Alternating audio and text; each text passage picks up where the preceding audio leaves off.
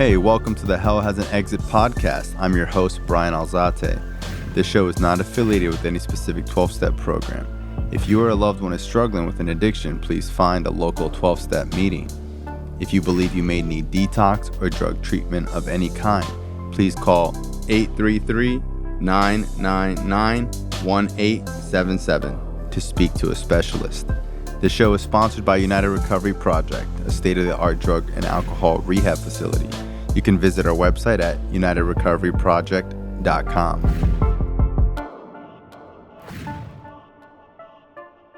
Hey guys, welcome to Hell Has an Exit. I'm your host, Bryan Alzate. Today is the first time in Hell Has an Exit history that we have a double guest appearance. Yeah. A duo. A double guest appearance that are also coming back on the show. Yeah. So you guys have individual amazing stories. I probably wouldn't do this with a lot of people, but when you guys suggested it, I was all for it. You know what I was thinking is that halfway is college for most of us. Because like college is supposed to be like you do stupid shit and you get in some trouble. Like when addicts go to college, we like ruin lives and like get arrested and break into houses. Or drop out. And like it's like total humiliation. But like halfway, you know, you stay clean. It's like you have good old-fashioned fun again. I never want to leave. When you stay clean. Yeah. It's when you stay when clean. you stay clean, it's good old-fashioned fun. When you don't stay clean, it's not fun. We saw what happened today. Yeah, exactly. But it was like a fraternity for us, for sure. Yeah, the owner was like, hey, if you see somebody using, $50 off your rent. Snitch them out. That's so fire. I turned into a snitch. Yeah, we start justifying it. Like, yo, that street shit ain't going to keep me clean. I never thought it was snitching because I always saw it as like... protecting your recovery. Yeah.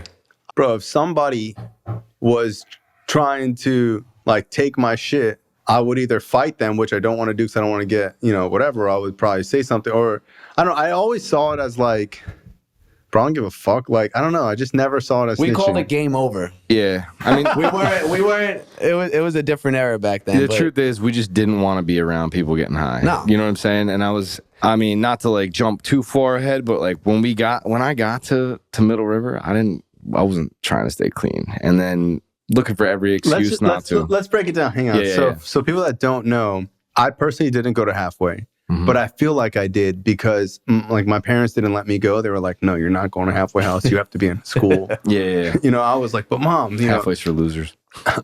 I was like, wanted to go. I wanted to go so bad. My boy was like, bro, come on in. We got an open bed, whatever.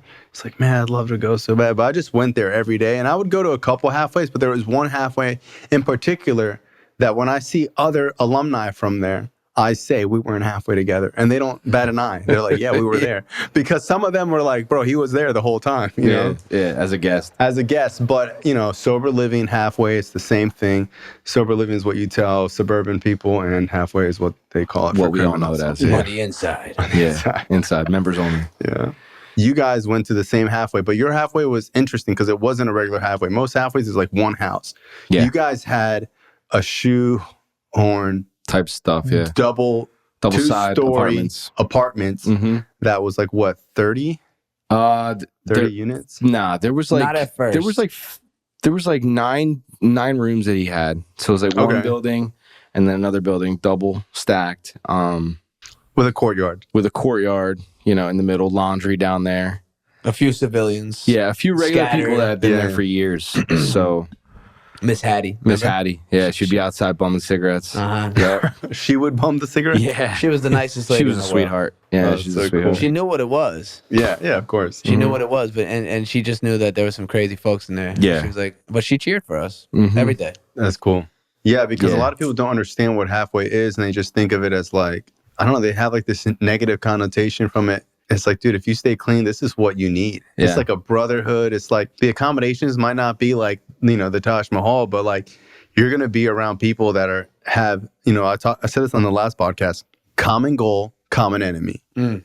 So it's like when you have that camaraderie, it creates power. Yeah. I remember being in the treatment center, like, yeah, you got to go to halfway. I'm like, fuck that. I don't want to go there. Get in my own apartment. Yeah, or I'm going back to Jersey to sleep on mom's couch. Yeah, that was what I was thinking. Yeah. I'm not Jersey, New York, but I didn't know what the hell halfway was. Yeah. Or the importance of it. No. I didn't know any of that, but we'll get to all that. I was kind of I had no choice. But yeah, when they kicked me out of TRP and Danny Keene came and scooped me up, it looked like, I don't know, like a mobster with a top hat. He's like, hey, how you doing? I'm Danny. I'm like, oh, what's up, man? How are you, bro? I'm like, fuck, I got 60 days clean. Is this guy going to try and get me high? And well, what did you do that you got kicked out back then? You took the air out of the tires. I took the air out of the van tires. Fire extinguishers are going off. We egged a few houses. And Danny was who? Yeah. Did they call him? You know what's funny? Did they call him? Before he made it to Middle River. Wait, what do you mean fire extinguishers were going on? We took this fire extinguisher. We were just making sure it was working properly. And we just dumped it on in the house? Evan got in the house? You dumped it on somebody? Did it put the layer of dust? Was there a layer of dust on everything? I don't remember. I was out so quick. That's what they do. It's not fun. I did that when I was a kid. I used to think it was like compressed air or something. Yeah. It's like wet sand. Yeah, it's like this lava. was at John's place though. That was the day treatment I was in. That's where you lived before you got to Middle River I'm gonna tell that whole shit. Yeah, yeah. So I got to halfway and I was like, man, these are corny. Wait, who called this guy? The case managers at the treatment center. Okay. Yeah. So yeah, this guy will be here. He wasn't lurking around looking. No. Okay. They're like, this guy will be here at like tonight at 9 to pick you up. So I worked at Outback. So they let me work my shift. They officially kicked me out of treatment. I worked my shift at Outback. You had a job? Yeah, I had a job. Oh, you were an outpatient. Yeah, I was about staying clean, man. Like I wanted to stay clean. They were giving the troublemakers to him back then. Yeah. That's he what got it all the was. knuckleheads, and he picked me up, brought me back to Knuckleheads halfway. stay clean. They do. So, sometimes they're really difficult, but man, I've seen the Boy Scout use, and I've seen the knuckleheads stay clean so many times. And I hate to say it because it's like you want to tell people like, hey, dude, like what you do matter, and like you want to take things seriously. Yeah. But you can't judge someone's desire to stay clean, and it might not show in their actions. You know what I mean? It's in their heart. Yeah. You can't really see it sometimes. I got to the halfway that night though. There was no bed for me. So he's like, "Hey, you're gonna sleep on the couch tonight." I was like, "All right, cool, man." So I slept on the couch. Woke up the next day. I didn't see Mario yet. No, I had gone to work. Yeah, you had gone to work, but someone I saw you. What's the difference in clean time? They were 4 months, right? He's February of 2011 and 2012. 2012. I'm October of 2011. So 4 months? Four. Yeah. You guys are coming up on 9 years? No. 11. I have 11. 11. He's about to have 11. My Yeah. math is off. Yeah. That's fine. So It's the late. other kids, in the apartment, are like, yeah, you know Mario, like he was this infamous character. I was like, who's that? Describe him. They're like, yeah, short little Italian kid. I was like, yeah, he owns a 12-step house. Because he was up at the podium, like directing orders, like it was. Was I doing the secretary or the key Nah, you were the chair. You were chairing. You were chairing. Holy shit! Mario is one of the few occasions where someone comes in gun ho and just stays gun ho. Yeah, straight up. And it's Thank like God. a lot of times people come in and when they're gun ho, you get like skeptical. You're like, all right, kids, there was a settle lot down. of that. There was a lot of that. And like at the Yeah. same time, I came in super gun ho, very gun ho. I didn't know this was a thing, And when I'm talking about recovery in general. You're But definitely about your shit, though. Thank God, man. Yeah. I thank God every day for that, bro. But yeah, Gary was the guy on the couch for the first day, and I was told about him by Danny because I had built up a relationship with Danny. I can't believe we're all in our 30s now. I know, dude. Sorry. It feels like yesterday. They I warned was us. 19, bro. Yeah, that feeling of being young We'll get old. goes away. It's crazy. I'd rather get old with this, All though. I have to show for myself is a black Honda Accord guy. There you go. Well, Middle River, the way it happened, man, it was like the fucking stars aligned, And I'm so glad it was Middle River because I went to the recovery place for treatment. Prior to like good treatment centers coming around or like whatever, I didn't even know the owner of Middle River. I just knew that the people there were staying clean. But that wasn't the case. But that's like where you send people. That wasn't the case in the beginning. Yeah. That wasn't. Like when I went there. That wasn't the case. It But was let a me shit tell you show, how right? I ended up in Middle River because this is fucking hilarious. And I told you this, but it never was of great importance back then. But it's hilarious. But I went to the recovery place. And I was there for 28 days, 23 days, something like that. My insurance gave out. I didn't know anything about that. People who don't know, this is a treatment center that was around for a long time. Yeah. Like anyone who got clean, like from 2000 to like 2010, 11 went Yep. there. Yeah, It was they had 101 people in that bitch when every I was month. there. Every month. Oh, yeah. And I got out, and they were like, "What do you want to do? You want to go to halfway?" I was like, "I don't know. I don't know what that means. I can't go to New York." I was like, "I can't go back home. I'm gonna get high." I knew at that time that there were pills in my home, and I knew I didn't want to, but I knew I would get high. And I had already surrendered, and I was following that, but I didn't know it was divine what I was following. I was just doing the right thing. So they were like, "Oh, there's this place, Middle River. You could go there." And no, not Middle River, John's place, which was affiliated with the treatment center at the time. They were like, "You could go to John's place, So I was like, "Yeah, let me do that." So I went to John's place. That was like, I don't know, a 10-minute walk from the 12-step house at the time. They gave me a meeting list, and I went in there. I didn't have food. I didn't have anything. I was Bryan, my buddy was my roommate. He would fucking literally feed me so I wouldn't die. And I ended up feeding everybody. I didn't even have EBT at the time. I didn't have anything. And I would Which are all things we all get. That's another thing my parents didn't let me get. I remember my boy being like, "You don't have EBT stamps?" And I was like, "No." He's like, "Oh, dude, let me help like you." you weren't cool. Yeah, bro, I I was put like, it on Facebook. Bro, I told my smiling like it was a flex. I'm about to go. I'm about to order mine. Yeah, you want to see if we can get them now? Fuck it. I told my dad. My dad was like, "What the fuck is the matter with you?" Yeah. Da, da, da. I'm like, "Dude, it's like $200 a week in food. Why wouldn't you do it?" Come on, I mean, man. technically, you pay into it. I mean, you know we what I didn't mean? at this point because we weren't taxpayers. We could justify the shit out of that nowadays. Yeah, nowadays. We earn that too. We got a little clarity. Yeah. You know? But so I would go to the 12-step house, right? NAAA. I didn't give a shit. I would just sit there until humans came. And then I would go into meetings. And I would sit there and I'd be like, oh, I was enjoying the fact that I was staying clean. I didn't know anybody. I didn't know anything. And I somehow picked up a business card of a guy named Danny.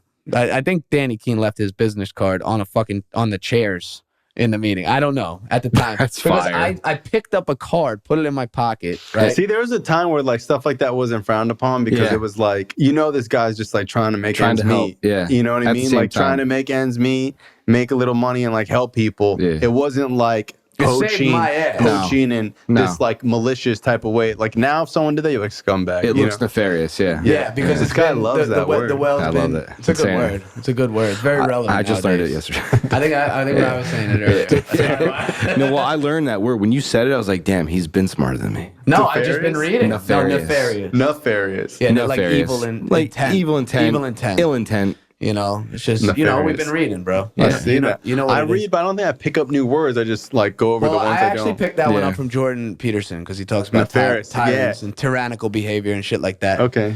Jordan B. Peterson, shout out. Who is that? It's who I was showing you who was interviewing Michael Franchise. He's the old guy? Psychologist? Yeah. Oh, yeah, I know about him. Who's the famous psychologist before him? Which one? Not the Pavlov. The older ones, like Young and Young. What's his name? Carl Young. Carl Young. He's like the Carl Young of our generation. Yeah, got you. He's big. He's big. Yeah. So I was in John's place, and they came one day. I had 30 days clean, and they were like, "We're turning this into day treatment. Everyone's got to go." That's where I went. Right, that's where he went. They kicked him out, brought me in. So the way that it worked was they kicked me out, they brought him in, but I didn't know what was happening. I was freaking out. I'm from New York.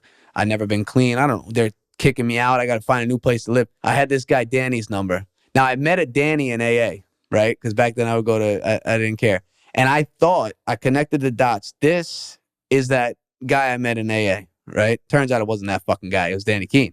So I was like, oh, I know this guy. Let me call him and ask for help. Yeah. Because it was a sober living business card, right?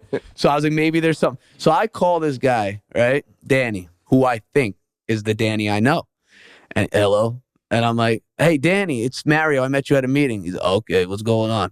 I was like, look, dude, like, I need help. I was like, they're kicking us out of this treatment center. I was like, I got 3 roommates. We're all looking for somewhere else to go. He's like, can you fucking move in tomorrow? And I was like, yeah, I fucked this place. I'll leave right now. He was like, well, you want to come through a walkthrough? Come look at the place. So I go over there, right? I'm looking for this guy I know from the meet. He's not there. This fucking gangster with a top hat with glasses is standing there looking at me. I pull up and we're like, we get out and I'm like, hello? He's like, Aido Barrio? And I was like, yeah. He's like, oh, what's going on? This is the place. And it wasn't him. But I was like, fuck it. I was like, I'm going to roll with it. Whatever. But it wasn't the guy I knew. So he walked us in and he told us that they just cleaned house. They kicked everybody out. We found out later that Middle River wasn't the most prominent place at that time. And the people that were there were rumored, allegedly, to get a prostitute to come to the halfway house. They didn't pay her. They were all using. Pimp came? The pimp came to collect, and it was a big ordeal. And he kicked everybody out. Isn't the first rule of that stuff like get paid first? I forget that. I forgot that. I was a 20-year-old kid. I didn't have any rules. I just didn't want to use. I'm just talking about the other guys. I'm talking about the girl. It was just using and the girls. girl should have done better, but you know how we are. We're manipulative. They manipulated. She's from another halfway. It's like, yeah, that's probably what it was. That's probably the truth of what it was. Christ. It probably wasn't, they probably made it to be a bigger story than it was. But so they all got kicked out. The next day they brought us in, right? So I went in there. We literally took over an entire room. Now, my crew wanted to stay clean. Everyone that had been in Middle River before that, they didn't They didn't. You know, Middle River was known as the treatment centers of people were going there at the time, and you could have girls over. It was the black sheep. Yeah, But Danny changed the layout. No more girls, no more this, no more that, and he was enforcing the rules. You know, not that he wasn't before. It's just things slipped through the cracks, I guess. Right. And so we moved in there, me and a couple guys, and we started staying clean. And then who came over? You, Bryan, me, Bryan, my buddy McTaggart, right? Andrew McTaggart, and then I think my buddy Mike from Philly at the time. But I think he left. He's the kid I took his bed. And you came. Yeah, I took his bed. Yeah, and like fast forward a couple months, and Danny's like, "Yo, this guy, he's fucking trouble. He just got in trouble at one of these other at the place you came from." Me? Yeah. Oh, they told you about it? Danny told me you were coming. He told me there's gonna be a guy. He's coming. He's gonna sleep on the couch, and then the next day after that, when the guy leaves, he's gonna be in there. And sure enough, I wake up to go to work, and there's a guy sleeping on the couch. It's Gary, who's going to become one of my best friends. You know, we're going to stay clean and go all over the place doing recovery. He's sleeping there, and next to him is a basic text. Yeah. You know, I had the step working guy too already. He had a step working guy and a basic text. And I looked at it, and I was like, I knew a little bit. I looked at the basic text, and I looked at this guy sleeping, and I was like, all right. Recovery paraphernalia. We could do this. Yeah. You know, and that was the start of the new saga of Middle River. Yeah. It was, and I never felt the need to flex this because it's such a weird thing to flex, but we were the recovery of that place. Mm-hmm. We brought it back, and we attracted, we flipped it to where if you were using, like, we wanted to beat your ass. Yeah. You know, like, I know that's wrong now, but, and we I didn't gotta say this. So Mario took the newcomer under his wing, right? Mm-hmm. But there were people that people that just like had no couth. And I remember one day, no couth.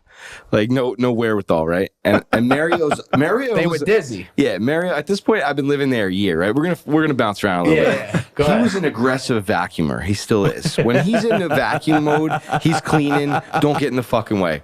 And he's vacuuming in our little carpet that we have, the throw carpet in apartment 8. That's all we had. And some kid just opens the door and doesn't knock. He goes, "Hey, man, I don't know who told you that's okay, but this ain't the playroom. You see I got the vacuum out, right?"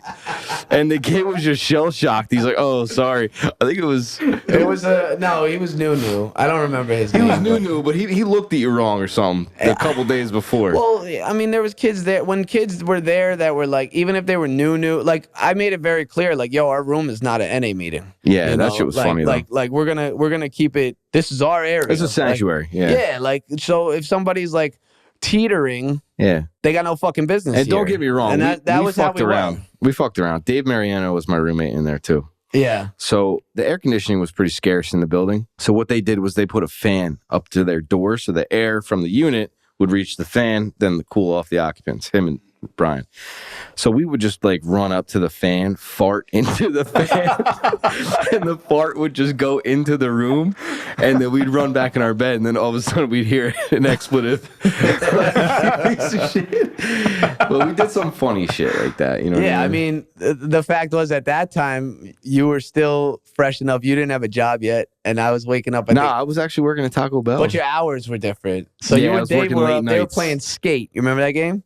They were playing skate. Yeah. And there were some good skaters out of there. Bro. There were some good kids who skated. Well, there was myself. I forgot about that because even I was pretty well established at that point in time, like in my mind. But I remember I would be like, yo, I'll come skate with you guys. I was like, no, this guy. And you did. Brian Piccolo. This guy's good at skateboarding. Yeah, he's really good. So there was Taco, Dean Heller, Dave Mariano skated. There's this dude Rich. I got varial flips. You had varial flips. He can varial flip? Yeah, You varial flip? Yeah, I have it on film outside Tijuana Flats when he wasn't vegan. He missed those days, bro. He missed those days. I still got varial flips, though. Would you eat a piece of chicken right now for $5,000? $5,000? Yup. He would eat it. Yeah, he would eat it. $2,000. Yeah. $1,500. Yeah. $100. See? It's gotta be not 100? Nah, it's gotta be a stack or more. What if it's 100 to charity? I don't know. What's your opinion on Well, that? it depends what charity it is. Middle River. The best one ever. I don't know. Think of one. One where the shit goes to where it's supposed to. Not just 10%. If it goes to where it's, because I'm not eating chicken to make some fucking guy a couple bucks, you know. Like 10%. But the kids skateboarding, hobbling around the sick and shit. skateboarding scene, man, blew up. I remember being at the 12-step house. 4 months into friendship with him, feeling okay at Middle River. We got food, well, they had food. We got to get Rob Harry on the show. You do. You definitely do. But this kid had a skateboard in the 12-step house. I bust a switch flip. I'm like, yo, I'm going to get a skateboard. So I got the skateboard. Taco came out of the woodwork. Rob Harry. Rob Harry's got a mean heel flip. That was a whole era for them. That was so cool. Yeah, that was cool. It was cool because it was like, it was very apparent that this is a long lost love for all of you guys. So it was like, this is what we used to do before drugs. Yeah. When so I was at Middle River, I had known Taco 18 months prior because I was already in rehab with him. Same with Rob Harry. The first day in Florida, I'd never been to Florida in my life. I touched down 2010, 2 years before I met you. Yeah. And I was walking into TRP while Rob Harry was getting kicked out. It was epic. He had a skateboard. I was like, yo, can I do it? Same day. September 15th, 2012. I'll never forget it. Ask him, call him. He'll verify. 2010. Yeah. And I'm like, yo, can I do a switch heel on your board? He's like, you probably shouldn't, dude. I'm getting kicked out. I'm like, for what? He's like, I don't know. He's talking about something. Yeah, Rob Harry. Shout out Rob Harry. Good guy. Bath salt bandit. Yeah, man, he's one of those knuckleheads that like did for years, couldn't stay clean. Everything was a fucking joke to him. Yep. I remember like just looking at him. He was just like a nightmare mess and just so funny. He was just like, he's a wild kid. To see him as an adult now is like, he's got a kid. Yeah, it's crazy. Yeah. He bought a house. He's got a girl. Him and his dad went golfing. That was fucking epic, dude. That's cool. Yeah. He's always been a great dude. This 2 months ago. He's always been a great guy, Rob. Yeah. I've always had a good friend of mine. For him. But yeah, like, so we were there, and then what happened was with the place at the time was like people would come and people would go, but people started sticking. And like the people that were sticking, like we all, like it became a crew. Yeah.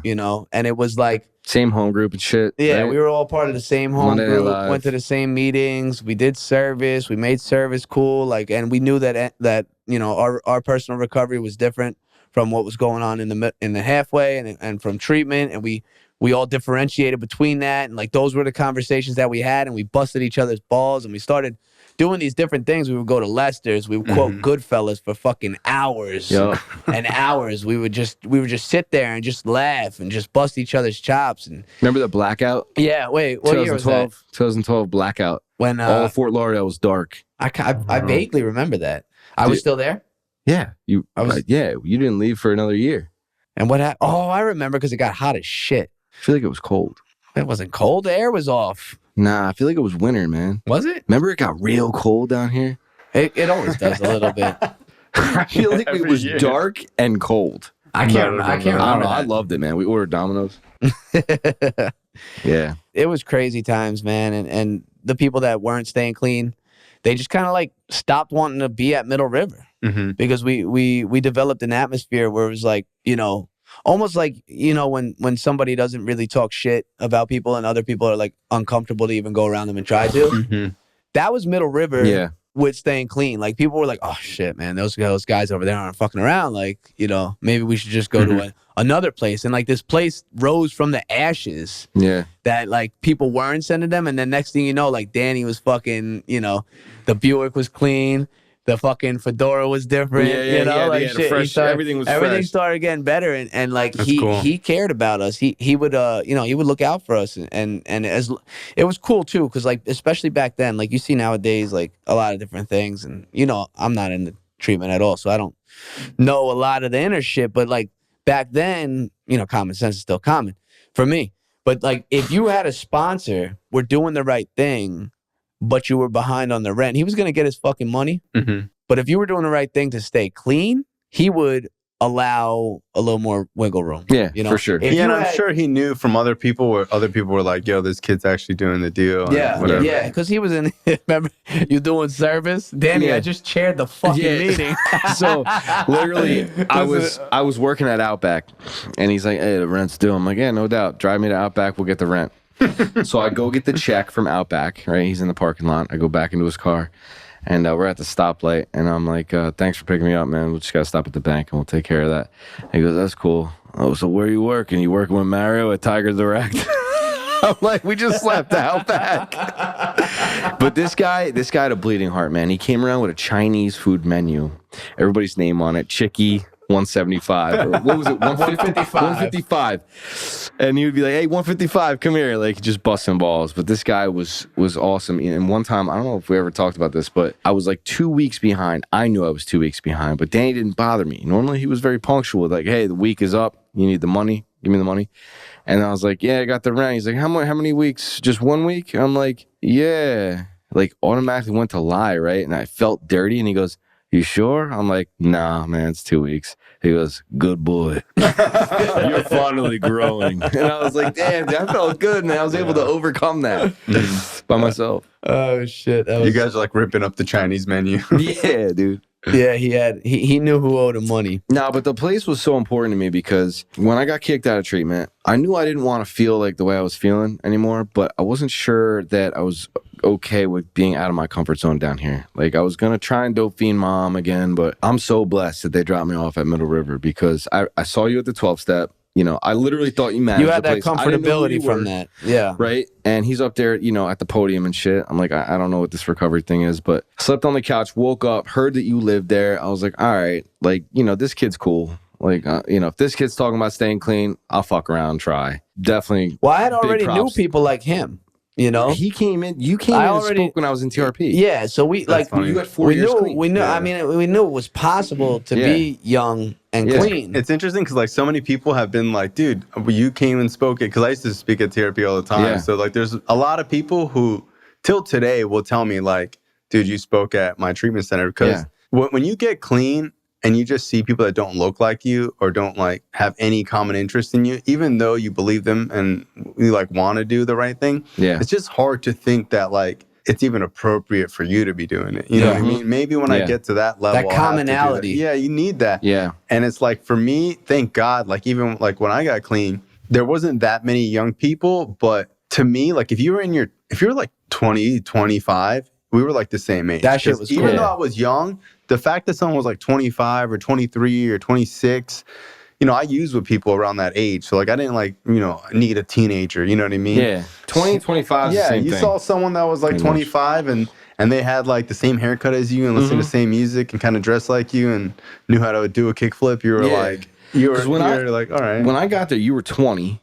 Yeah. Now you're 31. So, and I was 24 and I felt so much older than you. Really? Because I remember him saying like, yeah, my brother's 24. Talking about your older brother and shit. Like I felt old and crusty, right? Well, you were kind of like, even though you were newly clean and less clean time than me, you were kind of like a brother, like you kind of became like a big brother to me in that sense. Absolutely. But I remember feeling so much older than him. And now he's 31 and I'm 35. Yeah. You know what I'm saying? Do you feel older than him now?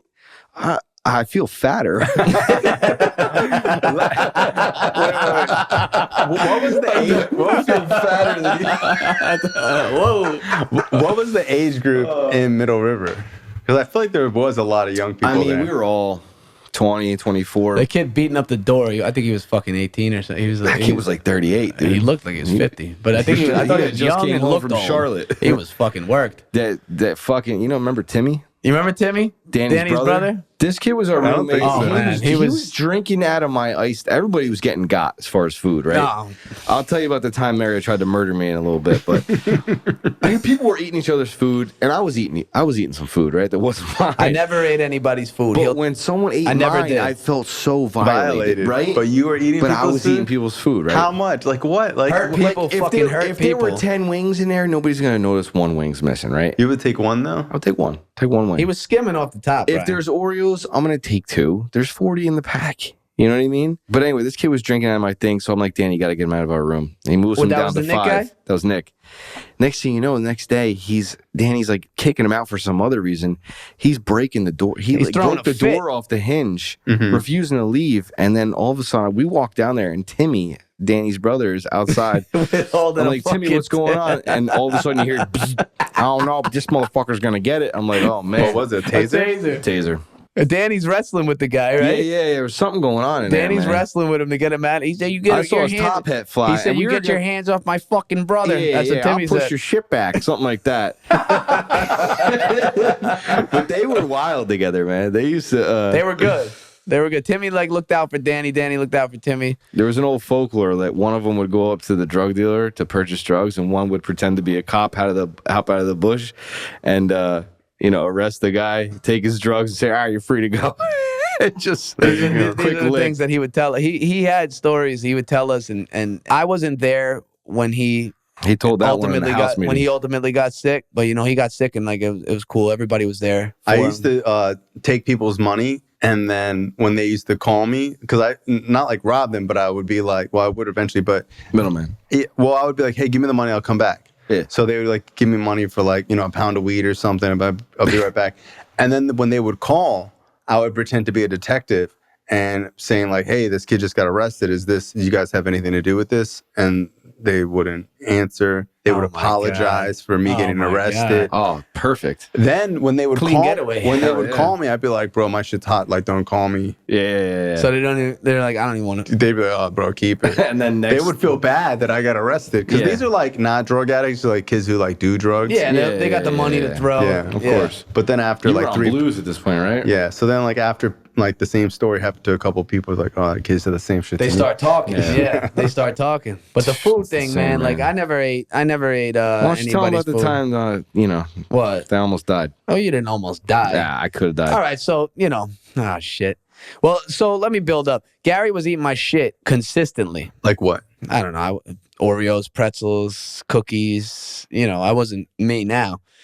So I was eating whatever I had, At first I was on EBT, but then when I got a job, even though I was not making any money, I didn't redo my EBT. I didn't redo my money because I knew I could have lied. Serious question. How long did you guys wait to do that? To do what? The food stamps? To get off food stamps. Right away. I swear to God. What about you? He never was on it, was he? I had a month or two when I was on it, bro. I had less time on the food stamps than not. Okay. Yeah. Bro, I was like really like listening to what people were saying. Dude. I was trying. And like, he had like months and months of free food. I'm like, dude. Not at that point. So what happened was, damn, he would take my food when I had EBT because he was like, man, fuck I slowed up when you had to pay for it. Though.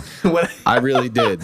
When I had to pay for when I paid for it, he was still eating it. But I trimmed it back a little bit. He would trim off the top. But I forget what I had. What did I have? You had some cookies, man. You wrote down on a napkin. These are non-EBT, cash bought cookies. There are 9 of them. He did that? Not. Yeah, he did. I came home, dude. This was how bad it was, bro. So he was actually the reason I got out of halfway. So I rewrote the note, but I put 8. No, for your pretzels. Oh yeah, you rewrote the note. And I actually ate a cookie because I was so offended by that because our friendship was strong at this point. You're like, bro, I can't even have one cookie. You thought it was justifiable to eat the cookie. Yeah, and I'm buying them Taco Bell because when we're out. Remember the $5 Dorito box? Don't trip. The one? Yeah. The one? Yeah. From 2013? Shit. So he bought pretzels, the big thing container of pretzels, and he left a post-it note. He said, in this container are 376 pretzels. Peanut butter ones, you know what I'm saying? EBT bought not money. Don't eat my pretzels. And he fucking, Well, the truth is I wasn't like the villain of the house eating there, but everybody was eating. Like Dave Mariano was eating Mario's Well, that's what food. We found out. Because that's what we found out because I ran an experiment. I did a little chemical This is warfare. crazy, Brian. What did you do? Well, I was getting so frustrated. So I told my roommate, Bryan, I said, I'm going to kill one of these motherfuckers. Wait, are we talking about Brian Kilmurray? No. He was there too, but no. He was there too. So many characters. He's the man, bro. Yeah. He just has. I haven't spoken to him in a while, but both those Brian. He was just such a. I don't know. I got like so much love for Brian Kilmurray. He was just like me too. He's very supportive. He had the hatchback Ford Escort. He was running. He was running miles in the parking lot and doing hundreds of push-ups. Back then, he would eat a pizza. He looked like he was 19. And he like had the body of like a fucking of Zeus, the Liver King. Yeah, bro. He had he was bigger than Liver King. Yeah, natural. Yeah. He was just, he was supportive as shit. When I started working out, sweet kid, gentle giant, very sweet. Yeah, he was around when I started working out. Yeah, and he was like, "Yo, you're doing great. Keep going." Blah blah blah blah. Yeah, he's a beast, bro. But all right. So I bought some Oreos, right? The small pack, double stuff. Doubles, were they doubles? Well, I was like, I'm gonna get this guy. I'm gonna get Gary, right? So at this point, he wasn't sure who it was. No, I thought it was Gary. Right. I was convinced, but it was a multitude of. Well, this is what happened. Yes. This is what happened. So I took the Oreos, right? How many? Like a whole box? No, like a little pack. little pack, like the little pack that you rip open that's plastic, like the individual the peel backs. Yeah, I opened them so that the individual would know they were open. Yeah. I took a few out, and I took some of the cream out, and I put soap in the cream. Dove soap. Dove soap, like a chiseled, like a piece of art. Like I scraped it, and I put it, and I covered it with cream. It looked like a double stuffed cookie. Yeah, and then I sprayed it with fucking Windex. Yeah. Now I wasn't. That's manslaughter. So my thinking was this. These are my fucking Oreos.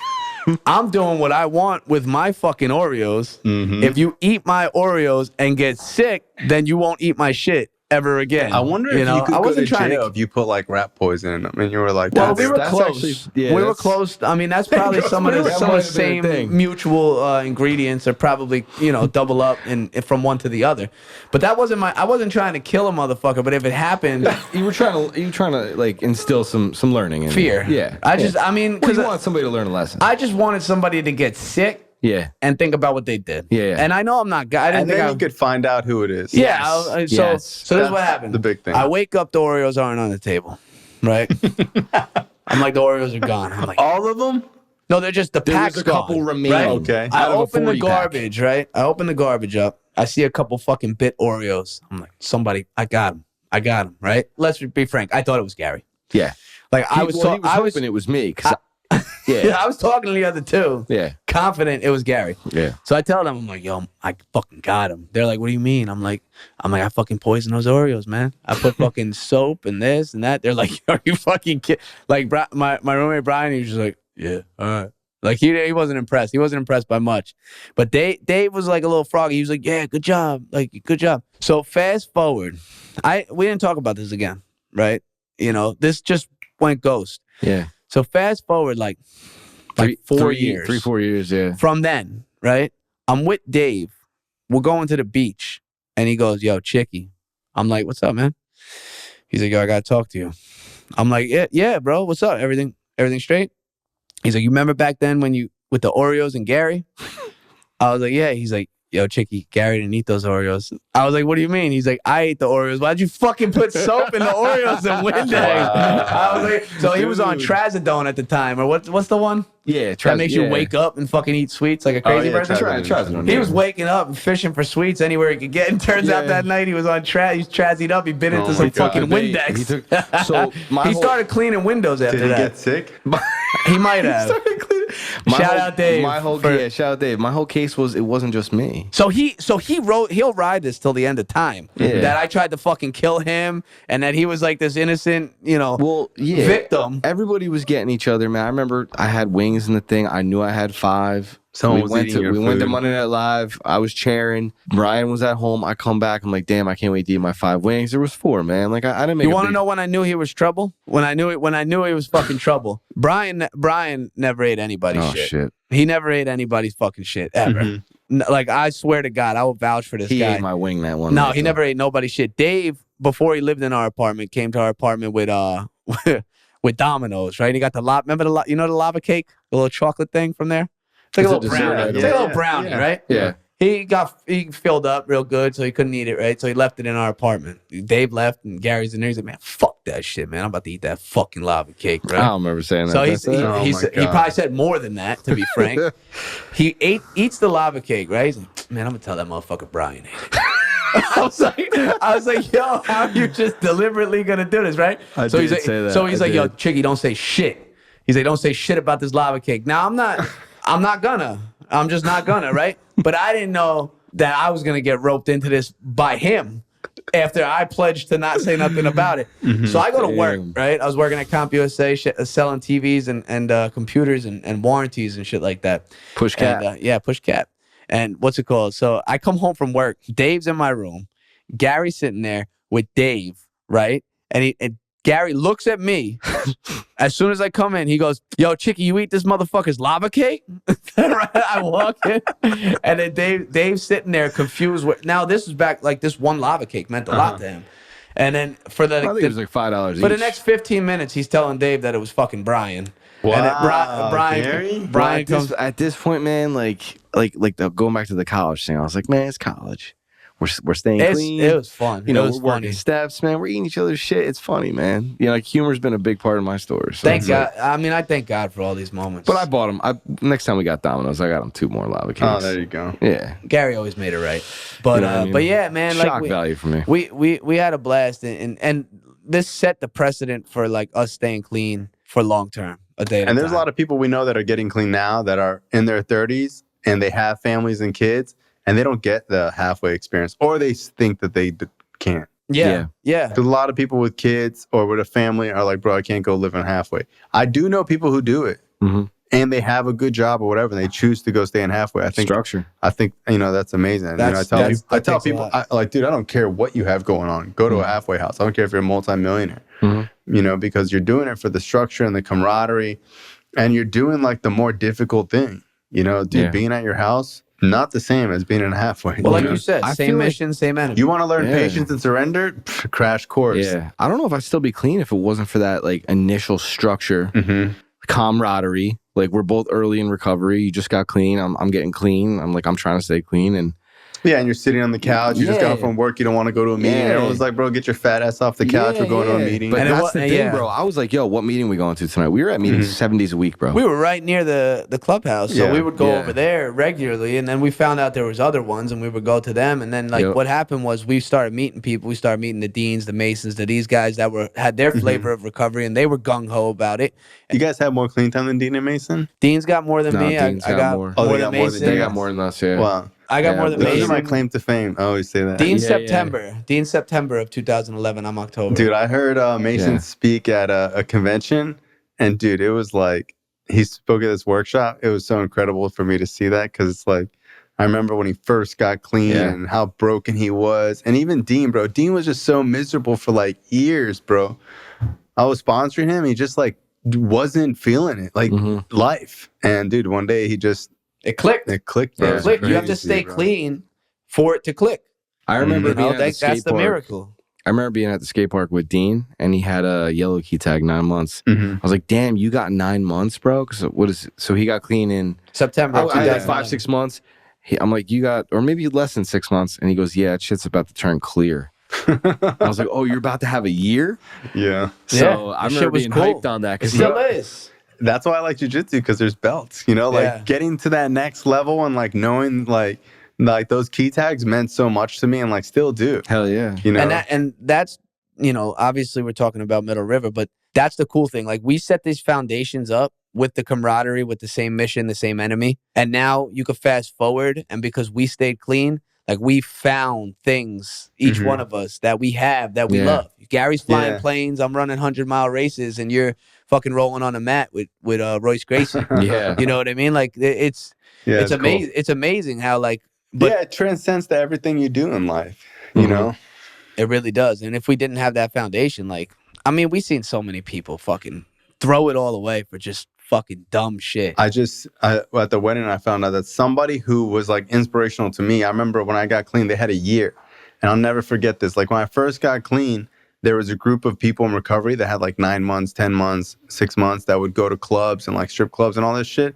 And like they would go to the meeting and they would all go out. And like I remember there was this girl, I thought she was so hot. She was, looking back, probably on heroin at that time, you know, like using hardcore. Yeah. But I was just like, she's beautiful. She had Serenity tatted on her chest. I remember like being like, I thought this girl was just beautiful. I didn't have the courage to talk to her, but she was dating my other friend. And my friend was like, hey, what's up, man? What's going on? I'm like, nothing. I'm going to go to like this club with everybody. And he was like, dude, I have a year clean and I won't go. And I was like, damn. And I chose not to go. And like little by slowly, all those people either were using or all used eventually, you know? Yeah. And I remember like that pivotal moment, and like throughout my recovery, like you always had a year more than me. Like you always have those people. And dude, someone just told me at the wedding that he's using hard. And it's like, you know, it's the same story. Stop going to meetings. Yeah. Got a family. Family kills people, dude. Not a I mean, but at the same time, it's like a lot of people who have kids and have a family really don't find the time, or tell themselves they don't have the time to go to meetings. And they have this idea of like, I'll get back into it when I can. And sometimes they don't. Yeah. Yeah. And the opportunity to fuck it up is going to come before like the and it's like, dude, I always think like, dude, what if I, stay clean for years, stop going to meetings, and then get into a car accident, or like something happens. And at that moment, when You're not weak, strong enough. and that's insidious. That's the insidious nature. I always tell people, dude, it's like driving without insurance. When you're not plugged into recovery or going to a lot of meetings, it's like, hey, nothing might happen for a long time.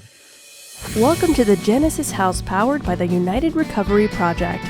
Located in sunny South Florida, we offer drug and alcohol addiction treatment as well as a major focus on dual diagnosis. Our addiction therapy programs include behavioral therapy, 12-step facilitation, psychotherapy, life skills training, and more. At our facility, you can expect a low client-to-staff ratio, daily group therapy, weekly one-on-one therapy sessions, and luxury amenities such as volleyball, basketball, pool, chiropractor, personal trainer, yoga, massage therapy, and more. Contact the United Recovery Project today and let's create a better tomorrow. And now today, we're just keeping it rolling, bro. We're keeping it rolling. How was that race you did? Oh, it was sick. So, bro. hey, I've been asking, hang on. Go ahead. It's a 6-hour race, but I saw that it said 5 hours and 30 minutes on your thing. Yeah, so that's my moving time. So like my actual overall time was probably like another like 10 minutes on top of that because it doesn't count in that area like when I stopped to drink real quick. So okay. So I didn't have enough time to do a whole nother full lap. So that incorporates, that's just your moving time? That's your moving time. Yeah. So so if you get water or something, it doesn't mess up your pace? Not in Strava. No. You have to click in view analysis and then view elapsed time to see like the overall. Because like when I would like have to pee or get water, I would like pause it. And then I was like, is that cheating? No, it's not. No, it's not cheating. I mean, there's fucking, anything you get into, there's not cheating, people, but you know what I mean. No, I know. There's the time? purists in everything, but I just send it and then see what happens at the end. But no, so the way the race went down, so there's a lot of great people at that event. It's 6 hours. Who was number one? Number one was, what was their laps? It might have been this chick, Amanda, and she did like 38 miles, something like that. So you were close. Yeah, it wasn't off. I my goal was 40, and we were talking about that. Would you place? It's not a race where you place, right? 6th out of the men and 9th overall out of like 50 or something like that. No, I did very well. Yeah. And it's not number one. I'm just messing. It's not. It's not. No, it's true. It's not. But last year I had COVID when I ran it. You were doing all this training. You got 6th place. Yeah, I had COVID when I ran this race last year. You were spreading the COVID all around. Well, that was my goal. To spread the COVID and to finish. I'm just kidding. You can't, I'm just kidding. Oh my God. No, I didn't know I had COVID. I had like a little scratchy throat. I remember you gave it to me. Yeah. Because I was there at your at the pit stop. You were there? Yeah, feeding you sour gummies. Yeah. He wasn't there. You're like, bring Reese's. No, last year I had COVID. I ran the race. I didn't know I had COVID. I got real sick afterwards. So for people that don't know, it was 32 miles. At a 10-minute pace. 10 minute, like what, 8 seconds? 10 something. Because with the elapsed time, it's a little bit longer than that. The race, I wanted to go out there and have fun, bro. It's been a fucking terrible year for me. It's been like it's been a great year. I'm clean. I'm grateful. It's been a very hard year as far as family stuff, everything going on with that. So I just wanted to go out, have a race, and run and have fun and not stop. And I did that. So I went out. I was running, 6 miles an hour for the first 3. So when you do 100 miles, it's not fun like that. There's parts of it that are. Okay. There's parts of 100 miles. There's a 100-mile race is the closest thing that you could get to an encapsulated version of recovery, meaning like there's highs and lows and you change and your character is totally different at the end of it. Not that we're at the end of recovery ever, but at the end of a 100-mile race, you feel like you just learned a whole bunch of different things about yourself, about how you maneuver when you're high, but when you're in your highs, and how you maneuver when you're in your lows, and how you're able to, Goggins says that, and this has been my experience this year. Like sometimes we're in the dark and we want light, right? We want the light to come, or like you hear people say there's light at the end of the tunnel. Well, sometimes there's fucking not, but our eyes will adjust to the dark. And that's what ultra running is that sometimes you're in and that's what this year has been for me. And sometimes you're in the darkness and it doesn't seem as though you're ever going to make it out, or you can't see the light, and you're waiting to get out of it, and instead you learn how to fucking be in it. Let me ask you, when you're running 100 miles, are you changing your shoes? I or changed socks? my socks one time, the last 100 miler I had. Because, dude, I ran 26 miles. You got to have the right equipment. I almost, basically, I walked the last like 6 miles, but I made it 26 points. Blisters? What was it? What was So going I on didn't with your have feet? blisters, but my socks were so drenched in sweat that they were literally squishing Yeah. and like water was coming out of them. Yeah. That's insane. And I remember just being so like, and I had thought I brought enough water, but like I was clearly dehydrated. Yeah. And I thought I'd stopped at a gas station and drank like a whole thing of water. And it was just so hot. It was like in July. You didn't have the electrolytes. I did. Oh, you had the salt pills? Yeah, and I took them. And I remember I called you and you were like, take the salt pills. Like, dude, I did. He's like, take more. I was like, I took 4. And you were like, damn. He's like, it's hot out. He's like, you might have just sweated. Sometimes you got to take 2 an hour. And I was cramping so bad. I take so many salt pills that as I'm running, salt is building up in all areas that I'm sweating. Uh-huh. And it's like literally like you could go like this and there's salt. Really? Yeah. Like the ocean? Like the ocean. Are you serious? Wow. Like this. Comes out of your body like that? Comes out of your body. Like it accumulates. That's Yeah. crazy. Bro, the science of ultra running is cool. And I figured it out for myself. Like how to not get sick, cramp, throw up. Like I So, yeah, my thing is that my foot would cramp after like 18 miles. And I just didn't know It's also just not going there.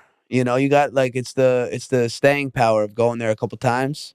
And your body when you the first time you do or the second or third time you go to 18 miles, your body's like, we haven't been here that often. Yeah, you just gotta break those brain muscles It's of same what's with like going lifting on. weights. Like there's a time where I couldn't do 315 and my boy was like, let's do 345. I was like, why would I do 345? I can't do 315. He's like, you're gonna do negatives.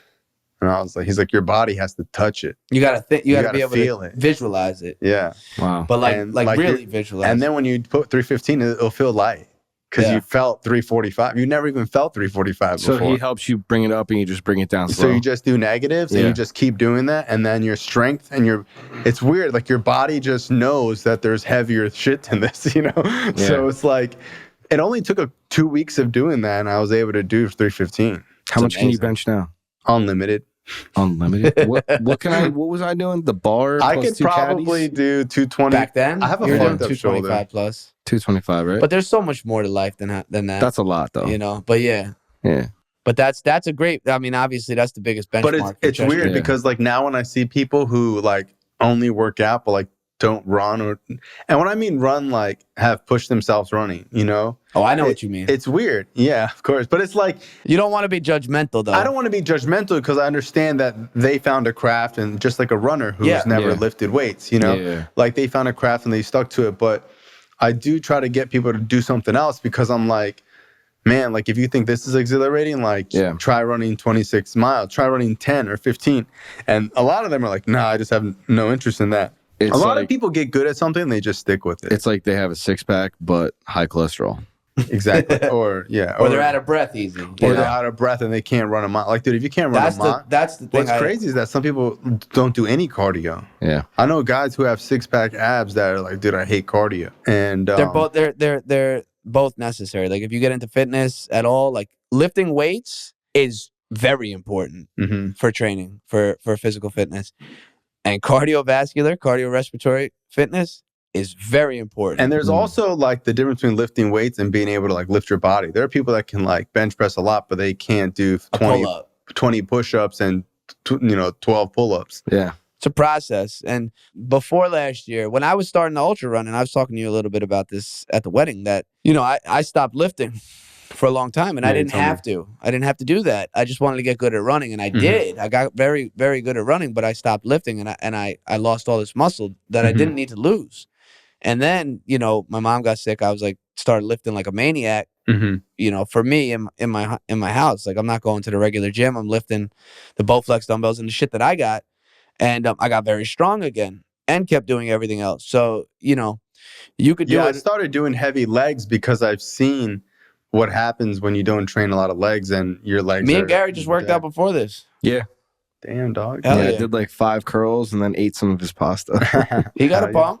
He got There a you go. pump. I was gonna say, as fast as he is, though, he can't outrun. He can't beat me in a 50. I can't. Is that true? That's facts, Bro, I don't know if Are you you could either. fast? I'm quick off the line for 50 yards. That's why I'm trying to shape him into a fucking monster because this guy Is athletic, As a dude. fat his kid. mind, You're athletic, Yeah, dude. well, I'm dusty off the mark, dude. I'm gone. Wow. he's quick. Yeah, if you're not Are you there, a golfer? I turned into one. Yeah. You golf? Like how often? You don't have to say it shamefully. It's okay. No, I mean, it's a dude, judge-free listen, I zone. love golf. Golf's my favorite thing. I'm just not good at it. Really? Yeah, my average score is like a 105. I was talking to JP at the wedding, and shout out Brandon Hickerson. Yeah, Elise congrats, getting married. guys. Congrats. Beautiful couple.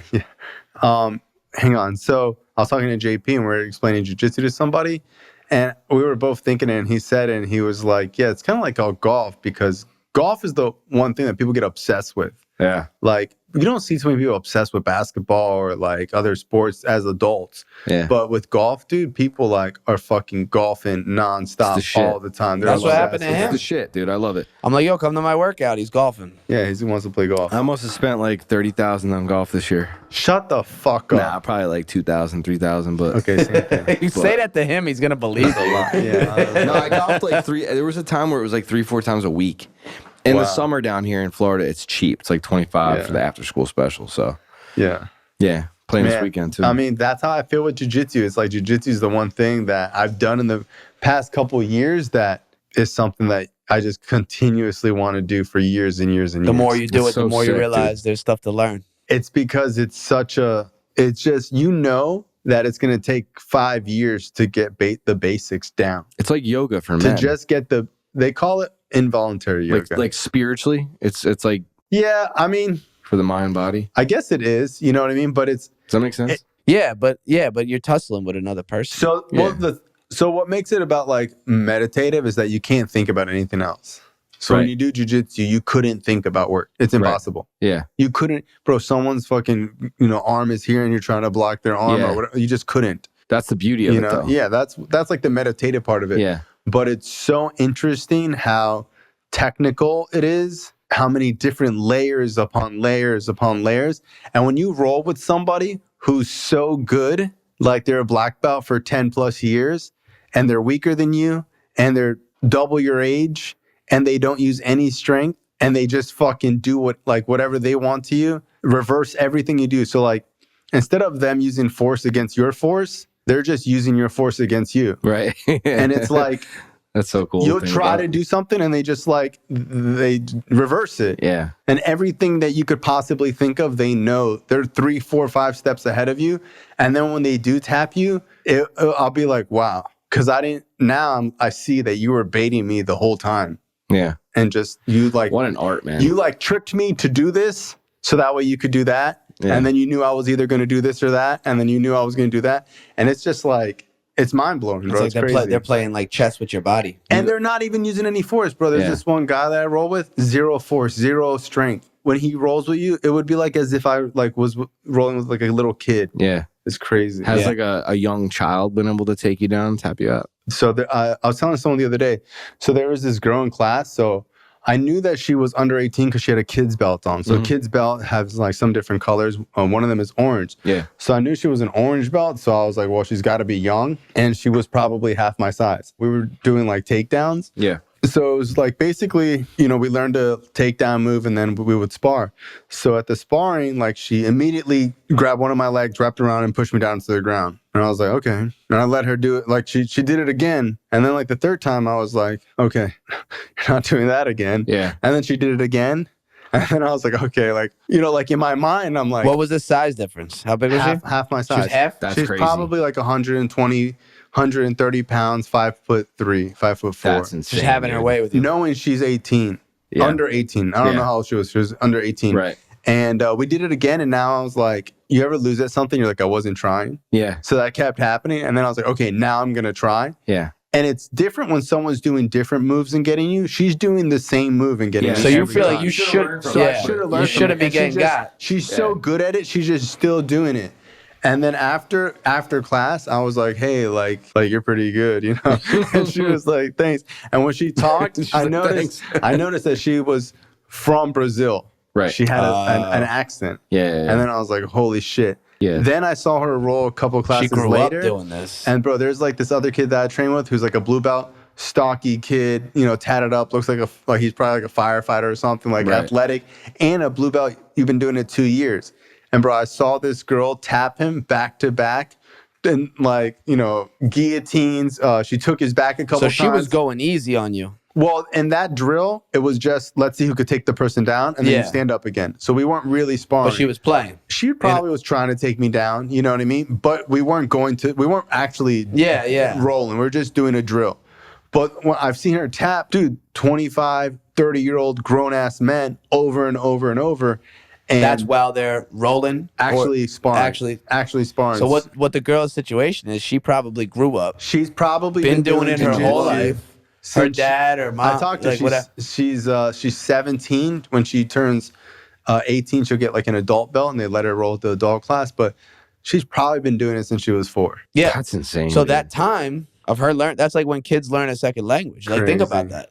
Kids are so easy to learn a second language when they're in that brain development stage. So imagine a kid learning the art of jujitsu. Yeah, it's crazy. As she's coming up. So it's like you could be a grown man doing it. What's interesting she's though gonna win every time. is when you roll with someone who's half your size and they still fuck you up totally, and you ask them how long they've been training, and they say a year. So that damn. If I did this for 1 year, I could be as good as them or better and have my strength and power.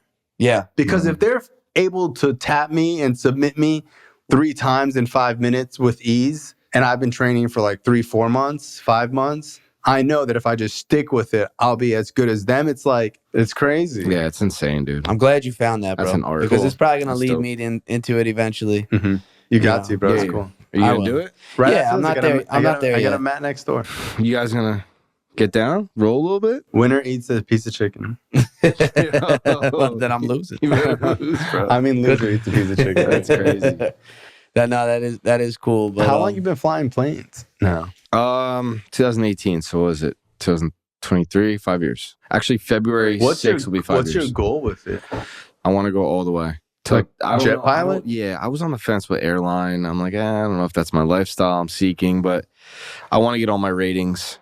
I want to fly jets, private jets. I don't understand how my business partner got a jet pilot license so fast. Yeah, single pilot. That's all you need for that. But how many hours? Don't you need like a certain amount of hours? No, you don't need hours. You need obviously an instrument rating, commercial, twin engine. He literally told me, he was like, I called 3 schools and they all laughed at me and were like, you need more hours. Like you're not even close to being there.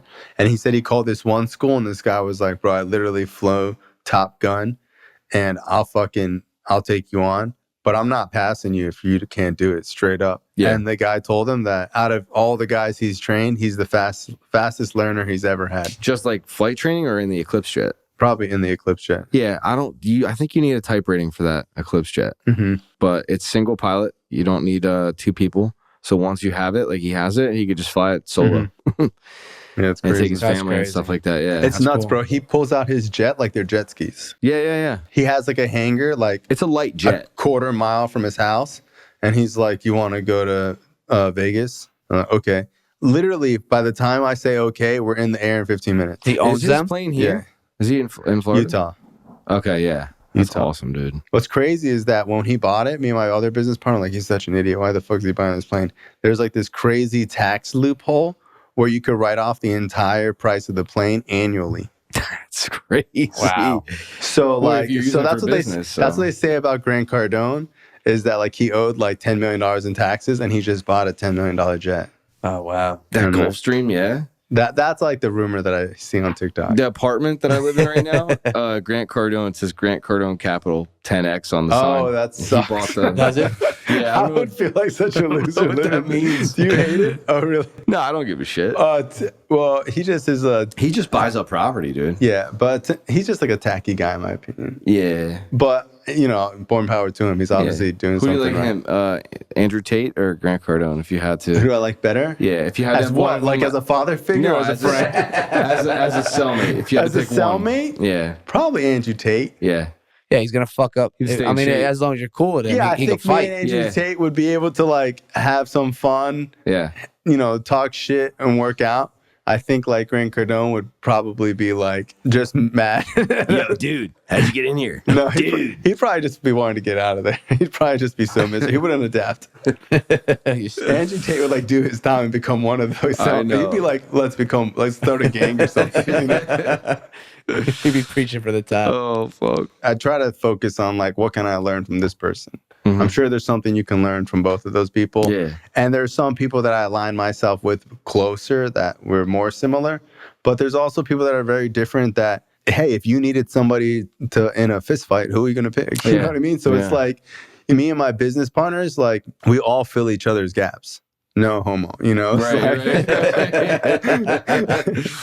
like me and my business, we finish each other's sets. like, dude, I'm not a numbers guy, and I'm pretty like lackadaisy when it comes to like finances, and they're like the total opposite. Exactly. And like I'm more creative, and they're more of like processes, rigid and processes. Yeah. So like together, like we're a good team, and it's like in life, it's like that. Like, bro, I have friends that I make money with that are good business partners. I have friends that I would never in a million years do a business with, but they're fucking amazing friends. Yeah. And they're fucking good people. And if I want to go on a trip and travel, I'll probably travel with them, but I won't go on a fucking trip with some of my business friends. You know what I mean? Yeah. They're too exactly. rigid. You know what I mean? They don't have fun. Exactly. So, I mean, in life, it's Good like, range. yeah. And it's not like You need that. Yeah. You know, you got to have an ability to learn from everybody. Yeah, man. It's been a sure. blessing. Yeah. This whole I journey. gotta have some business partners. I like how you talk about that. Yeah, it's the longest relationship I've ever had. Yeah. But like a business, some people struggle with business partners because they're constantly thinking about how much money they could make by themselves. And they're constantly thinking about, well, if I just didn't have them, all the freedom that I would have, or how much they nag. And they don't think about how much we can do together. Yeah. They don't value, and like, you know, with business partners, you have like a lot of differences, more arguing. If it's just you, how much arguing could there be? But at the same time, Unless it's you're like, schizophrenic. unless you're schizophrenic, yes. Like somebody we just talked about. But it's like some people aren't good at business partners. They just, whenever they get a business partner, they're constantly regretting it or thinking how to get rid of them. And dude, I just work well with business partners. I feel like they jockey me, like they just push me and push me and push me. Where if it was just myself, I probably would be a lot more lax. Like I need structure. Yeah. Even with 14 years clean, like I needed, like if I just say I want to start working out, it's really like I can do it, but when I do like 75 hard or I do like a challenge or you know, when you say I'm going to do a race in October, now you have like carrots to shoot for.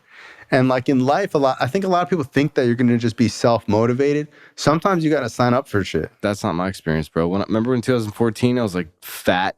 Like we this. were just talking about this. And I was like, Chicky, I'm getting a gym membership. He's like, nah, you ain't about that. I drove to LA Fitness, got the membership. We worked out, bro. I dropped like 55 pounds. He hit me up when I was in New York with my family. Getting the membership. Having the gym partner to hold me accountable. Of course, yeah. It's all and I was on sauce, it. I was on it. You know, we were in the gym every day, bro. Every day. I was eating protein, fiber gummies. He was getting in shape to go on a vacation. You see? We were at and the that weights. external source of motivation Are you guys helped going to the him. retreat in the Keys? I don't think I'm going to make it. When is that? April's tough. April. Yeah, I'll be there early, man. I got a race in Land April, and it's my girl's birthday too. So Damn. I don't know if I'm going to go. It's the coolest thing in the world. No, we've been we went every year, right? Yeah. Besides like 5 of them. Yeah, Besides they didn't have them. Yeah, because the hurricane. I mean, I'm grateful. I'm glad that we came. We did this. You know, it's been a wild ride. You know, it's hard to reach back into the memory. You know what was cool was going to Brandon's wedding and seeing all these fucking drug addicts that are clean. Like I just did a podcast and I was telling my friend, like, only in recovery do you see stories where it's like, oh, I used to take the bus to go hang out at your halfway and sneak through the window and you had a little twin bed and 4 roommates. And then like a year later you have like 2 roommates, and like a year later you have like a fucking little car, and like a year later, like, you know, we have a little fucking apartment, and then, you know, 10 years later we're getting married. A businessman and like a good person and like grow as people. So it's like, if that was a TV show in the beginning, you'd be like, this ain't gonna end good. You know what I mean? But it's like, we know so many people, like at that wedding there must have been like 60, 100 people that we have known for a while, for 10 plus years. Have seen their whole life blossom. Like everyone there, it's weird. It's like everyone there is like an adult. And it's different because other people can say this that aren't addicts, but like we really were like sub-adults at one point. Oh, like, hell yeah. children. Of course. Some Absolutely. of us were children while being children. fuck ups. Oh, I was an animal. Mm-hmm. Speaking of one guy, JP, I met him in 2010. He was the maintenance guy at TRP. Yeah. Wow, that's so His mom was a crazy, tech. bro. I remember that. Yeah. Wow. I think his clean date is my birthday. Wow. And then I'm clean in And October, he's just too. such a good dude. His clean date's Yeah. October, Bro, right? since I've He's been genuine, clean, I've awesome. never heard anybody say one bad thing Nah, about him. He's how just could such you? a good dude. How could you? He's authentic. Forever. He's authentic, man. Forever, dude. Yeah. There's some good people around here. He also is a brown belt. That's Oh, maybe he That's gets crazy, down so, too? so He's maybe a that brown ties belt, into it. bro. Oh, that's So why maybe he's that so. ties. do you That's think- why do you- he's so kind. Do you Bro. feel like the martial arts you've been doing have like calmed you down as far as like your temperament? I think that it wakes you up to, you know, when you like walk around and you kind of have like an ego or like fuck this guy or whatever. Yeah. When you do jujitsu and a fucking 120-pound girl fucks you up, you realize that, dude, you have no idea So humility. what type of training people have, Yeah. and you better act accordingly. Right. And you can't judge it off their looks. Yeah. Because like, So there you go. you know, You see a guy, he's skinny. You're like, you I'm going see- to fucking you throw see- that Yeah, guy. that's not Bro. always the case. I've wrestled with fucking 70-year-old Asian 5-foot guy who's a black belt. Monster, bro. You would never realize that this guy could fuck up 99% of like the population With ease. That's insane. with ease, with a smile on his face. Yeah. 70? Probably 70 years old, bro. He looked like the kid who trained the Mr. Miyagi. Well, because the better you get at that sport, the Well, easier you well, can fuck somebody well, up. But you yeah. don't He want told- to ever have He told to. me Right. he started like when he was 55, 58 with his son, and they both got black belts together. Oh, Wow. How long does it that's take to cool. get a black belt? 10 years, give or take. So it's like key tags, bro. When you go into a gym and you see a black belt, it's like, it means something, bro. What are you, white? White belt, one stripe. Well, And dude, I suck so bad. Sometimes I go there and I'm like, dude, I've been going for like 5 months, like almost every day, as much as I can. it's fucking awesome. And I still feel like Who decides when I you level suck. up? The professor, the guy there. I like that. So you got to stick with one place, one professor. Pretty much. You can't just jump around places and think that, you know, they don't know you. They got to keep Yeah, seeing yeah, yeah. you. It's a relationship. You know, Yeah. and it's not necessarily like, You were They saying they- that. they You were learn- telling me that. They learn your. and it's more about Yeah. like individual. So like, just because other people are tapping you and you can't tap them doesn't mean that you're not going to get promoted. It's not that competitive. It's like Your personal growth. your personal growth and your ability. Right. And if you're that shit showing going that off, makes and on, if you're Stop trying, it, bro. I'm not able to go just yet. Stop talking about it so good, man. He's itching. there was a time where you said that about running and There- getting clean. There is. That's Mm. why I know I'm gonna be in there soon. I haven't been able to Yeah, look. that's If I fine. didn't have to go to work, I'm not making excuses, and Mhm. wasn't training twice a day, I would fucking do it. But I'm gonna do it anyway. Even with all that, I'm gonna make time and figure it out. Cause I don't know. It's like it's something that I've always been interested in. I just would kind of like push it off. me but- too. Since I started listening to Jocko, But here's the thing: and- it's like and- what I always tell is, you know, take 2 to 3 classes. If you don't want to go every single day for the rest of your life after that, it's not for you. Because no one does it a little bit. bro, you know me can't, though. You can't do jujitsu a little That's bit. why I haven't Right. gone. It's You like, know, oh, it's like a lifestyle. people who go, like, do I go to class? It's the same people every single day. Yeah, It's not like, oh, it's your class. yeah, bro. It's like, dude, they're You're there every learning. single day, you know, because jiu-jitsu is something where it's like every single day you get like a little bit better, even though you might not see it, but it's like you are getting better little by little. I've So never it's heard like, someone talk about it with a little bit of enthusiasm. you can't. It's crazy. That's the thing. Like that. Me and JP were talking about it at the wedding nonstop. I was dipping in and out I of was that trying to combo. get Like everybody anytime to I do wanted it. some Does he jujitsu go combo. where you go? No, he goes to fight sports. He's starting training again. He was Yeah, just he had a saying. hernia, so he hasn't trained in like 2 years. But he'll fucking wrap belt is somebody he? up.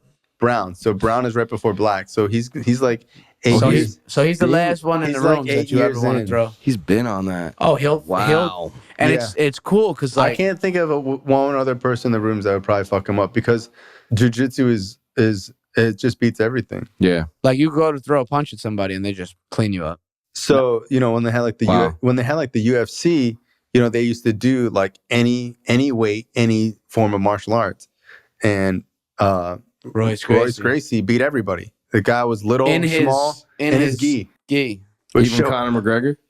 He wasn't around. So Conor McGregor's a brown belt. He was a baby. Is he? So a lot of people don't know this. A lot of people, like, I didn't know this. I didn't know that like every guy who does MMA does jujitsu because To that's some degree. that's half of it. They have to. So after Royce Gracie, you couldn't compete in MMA if you didn't know jiu-jitsu. So they all learned it.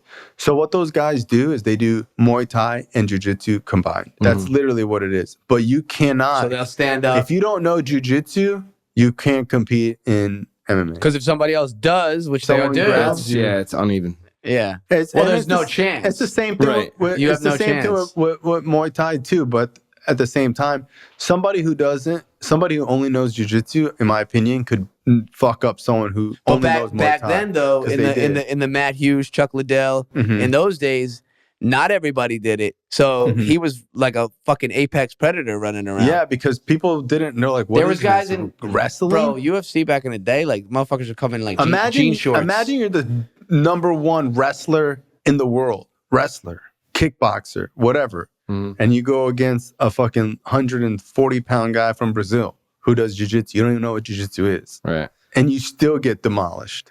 Yeah. Where does karate fit into all this? Karate, I believe karate is more like an art form. I don't know if it's like, well, I guess. It's more of like just straight kicks. That's Jackie Chan shit, I'm not bro. sure. I'm sure there is a practical form of it. But for like martial arts, you're really talking like for someone who like self-defense. Yeah. Really. Like Jean-Claude Van Damme, Bloodsport. Yeah. Great movie. You ever seen it? That was my first introduction to karate. It wasn't Power Rangers. It wasn't Jackie Chan?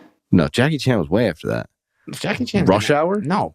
Come on, man. Oh, you're talking about Jackie Chan Chan's Strikes been Back? in movies. Yeah. Before that. Yeah. He was before that. He put karate. He got mainstream. What was Bruce Lee? He was karate? Bruce Lee? I don't know. Well, Wong Chung. I forget what it's called. Oh, we're going to get slaughtered for this. Yeah. Because I don't know. I forget what it's called. It's just interesting, like what the Muay Thai, karate. There's a lot. Well, it basically breaks down to two. You have stand-up and then you have grappling. So it's like with drugs, you got uppers or downers. You know what I mean? It's like, bro, there's only two things you're doing, bro. Whether it's, Wong Chung or fucking this or that. You're standing up or Yeah. you're laying down. Yeah. What they call you? Crack monster? Crack monster. Back in New York. Crack monster. You called me that. Just like 2 months ago, I was like, they called Chicky the crack monster. He goes, what the fuck are you talking about? Not one person said that. It's good shock value. That's good. I like that. I love that shit, man. Come on. I man. remember friends over 10 years. I remember this one time I was buying drugs from this kid in the hood. And I thought we were like cool, And I remember this one time I called his phone. And I was like, yo, what's up? Like, I'm trying to come through. And he was like, all right, hold up. Hey, yo, you got anything? It was like, hey, who that? Who's on the phone? Like, it's Bryan. Like, Bryan who? And he's like, Bryan the Baser. And I remember just being like. That's what their name for you was. Yeah. Behind your back. Just being the Baser, yeah. Damn, I thought we were like friends. Those moments suck. Those moments suck, bro. Yeah, but it's like you in your mind you think like people are like, yeah, bro, you're like he's cool. He's cool. We're on the same level. You're selling crack, I'm smoking the crack. You know what I mean? Yeah, but they look down on you. In their mind, they're like, oh, bro, it's this fucking annoying ass fucking chicken looking for that chicken feed. Thank God we got out of that. I got a gut experience like that when I started doing that. I was messing with this chick, and she would take me into the hood to smoke crack in one of the Section 8 houses. And bro, I'll never forget, man. Like, I was cool with all the black kids in my town. I lived right near the hood, right? So they knew me, and they kind of like, why? Like, I used to smoke blunts and chill. And then when I started doing other shit, like, they were kind of like, yo, what the fuck, know? Because like the hood don't fuck with that. Like it's not cool, right? Like. So this chick was from out of town. She moved into my town. She didn't move into the hood, but she would take me into the hood to smoke crack in this house. And I'll never forget this one day. This shit still fucking burns in my soul. We were walking, right? And all the black kids from my bus that were my friends that like I grew up with, like we went through elementary, middle, like the whole deal. They were all hanging out. They were having a fucking party at the house just before the house that we were going to. Mm-hmm. So this fucking chick parades me past them. Come on. Right? And I'm trying to get high. So I'm doing whatever I got to do. And I walk past, and I remember one of my boys, I can't remember who it was, but one of my boys from school looked at me and he was like, damn, Chicky, it's like that. And I'll never forget those fucking words. He was like, damn, Chicky, it's like that. And I was like, well, he knew you were smoking crack. He knew if I was with her. Yeah, you were smoking He knew what crack. time it was. Was that like, Kevy? No, dude. Rest in peace, Kevy. Rest in peace, Kevy, man. That's one of my. No, it was not Kevy. It was one of my dudes from school. He saw me and he was fucking. I'll never forget, bro. Like these kids, they were hanging out doing their thing. They were drinking, they were smoking, but they were disgusted. Where's he at now? Who? The This kid kid? who's judging, yeah. Oh, I don't know. Honestly, a lawyer. everybody from back then, honestly, from my town that I knew, like they look up. I think they look up to me now. Yeah, they should. Honestly, They should, man. Like I'm still friends with some kids from the hood from my town, like that I was cool with back then for different reasons, and now they're like, damn, that motherfucker's still crazy, just different now. Like I love that. Yeah, and I think that's what's important is that when I first got clean, I used to think like, oh, well, all these people used to do drugs. Now they're just addicted to these meetings. Or someone might say like, oh, Bryan, you used to do drugs. Now you're addicted to work. Oh, Bryan used to do drugs. Now you're addicted to jiu-jitsu. And it's like, dude, to me, addiction is like a very thrown around term. But like for me, it's like, dude, addiction robs your fucking soul. Fucks with your whole family, destroys your finances, fucking makes you suicidal, makes you fucking homicidal. Is like a fucking dark, evil, fucked up shit.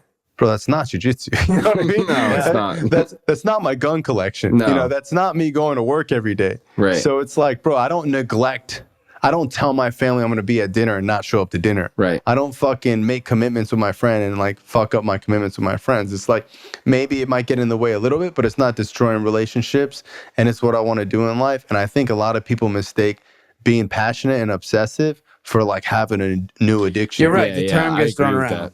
The term gets thrown around because like for him to get his license, he became obsessed. How else are you gonna fucking do anything? He was telling me, calling me up, telling me about different Yeah. parts of the plane. He's calling me up. He's telling me about this part of the plane. Yo, Chicky, this is the thing. And I would listen. You don't get a 6-pack unless you're dedicated, right? Mm-hmm. Some may say that you're obsessed, or now you're addicted to getting that 6-pack. You got to work towards it. Is it a success or is it an obsession or is it like sacrifice? I do believe that there are certain things that, like the financial instability, like if I'm going out spending all my money on golfing, right? That may not be a positive thing. Yeah. Right? But if you're going out jiu-jitsu, learning that art, it's not burning a hole in your pocket. And you're able to do even if it fucked up your finances, that's only one of the fucking tentacles of addiction. Yeah, I that's wouldn't true. call it addiction. That's true. Even if you were me like, neither. yo, dog, I took out this big loan to buy this plane. I'm an idiot. Okay, you're not fucking getting Baker-acted. You know what I mean? Yeah. Like, you're not getting tased by the cops on a fucking Saturday morning. You know what I mean? Like, No, you're right. people We just throw make that up- shit around. Oh, you're addicted to that. It's like, bro, the word addiction is so fucking... It's almost disrespectful to the enemy, To the actual which disease, is addiction, because it's like it's such a big dark force. It's like, And it all you do confuses is work people. out now, so you just traded your addiction. It's like, no, motherfucker, like It's like that meme. Someone's like, oh, yeah, I'm addicted to working out. It's like, I never broke into someone's house to use their treadmill at 6 in the morning. that's good. I never seen that one. That's good. Yeah, it's and hopefully the people that think like that can come to their own understanding of that. Yeah. I'm glad that we're on the same wavelength with I it. don't like throwing the word addiction around. Like, dude, I'm passionate and obsessive about my goals. Yeah, And about things that I want to achieve in and that life. doesn't make you crazy. Doesn't make me... It makes you different from other people totally who fine. aren't. And I like running 100 miles. I might fucking wake up tomorrow. Yeah, bro. People always and- think, oh, that's not good for your body. And I hate when people say I that. might lunge God. a mile. I might lunge a mile tomorrow. I might try to fucking burpee broad jump a mile I should again. run home.